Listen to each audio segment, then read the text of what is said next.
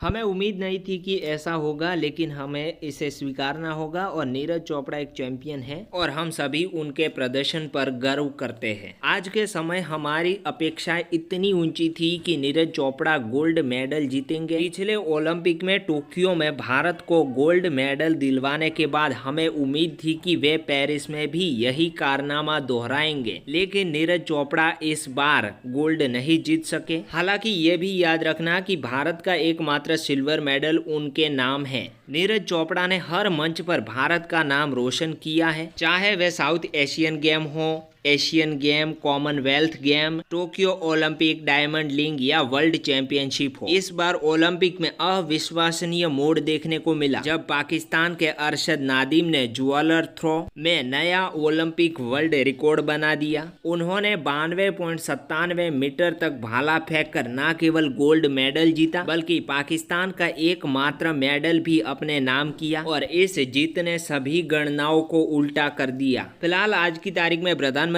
मोदी और अन्य मंत्री नीरज चोपड़ा को बधाई दे रहे हैं। साथ ही ये भी देखना होगा कि कैसे पाकिस्तान ने ओलंपिक में भारत को पीछे छोड़ दिया है। अब तक भारत ने 5 मेडल जीते हैं, जिनमें 4 ब्रॉन्ज और 1 सिल्वर शामिल है। इसके बाद भी पाकिस्तान का एकमात्र गोल्ड मेडल भारत को पीछे धकेलने के लिए पर्याप्त साबित हुआ है। अगर हम ओलंपिक मेडल टैली की बात करें तो भारत की रैंक अब 64 हो चुकी है, जबकि पाकिस्तान की बात करें तो वो भारत से ऊपर है और ये बहुत दुखद है। भारत टॉप 15 में भी जगह नहीं बना सका। हमें यह भी समझना होगा कि पिछले 32 वर्षों में पहली बार देख रहे हैं कि पाकिस्तान ने ओलंपिक मेडल टैली में भारत से बेहतर प्रदर्शन किया है। 1992 के बाद भारत की आर्थिक स्थिति में काफी सुधार हुआ है और भारत सरकार ने स्पोर्ट में भी काफी निवेश किया है। इसके बाद भी हम अपेक्षित प्रदर्शन नहीं कर पाए। अब हमें यह समझना होगा कि सिर्फ पैसा खर्च करने से मेडल नहीं मिलते, बल्कि सही रणनीति और उचित तैयारी की भी आवश्यकता है। क्योंकि भारत ने खेल सुधारने के लिए भारत सरकार ने 470 करोड़ से अधिक की राशि विभिन्न खेलों में निवेश की है, ताकि हमारे एथलीट अंतर्राष्ट्रीय स्तर पर अच्छा प्रदर्शन कर सके। इन प्रयासों के बावजूद भी हम ओलंपिक में अपनी उम्मीदों पर खरे नहीं उतर पाए। हमारे एथलीट में कोई क्षमता की कमी नहीं है, लेकिन हमारे देश में स्पोर्ट का कल्चर अभी उस स्तर पर नहीं पहुंचा जहां से ओलंपिक में गोल्ड मेडल जीतने का सपना सच हो सके। अभी भी अधिकांश स्कूलों में खेल को शिक्षा के बराबर महत्व नहीं दिया जाता। हमारे देश में अधिक अंक लाने और अच्छी शिक्षा प्राप्त करने पर जोर दिया जाता है, जबकि अगर चीन को देखें तो जहां स्कूल के स्तर से ही एथलीट की पहचान की जाती है, वहां की सरकार भी खेल को प्राथमिकता देती है और एथलीट के विकास के लिए हर संभव प्रयास करती है। इससे उल्टा भारत में एथलीट को कोई चुनौतियों का सामना नहीं करना पड़ता है और जिससे उनको सुविधा की कमी या सही मार्गदर्शन नहीं मिल पाता। इस बार के पेरिस ओलंपिक ने हमें स्पष्ट संदेश दिया है कि हमें अपने खेलों को सुधारने की आवश्यकता है। आशा है कि हम इस बार के ओलंपिक से सीख लेंगे और अगला ओलंपिक में जो यूएसए में होगा वहां हम बेहतर प्रदर्शन करेंगे।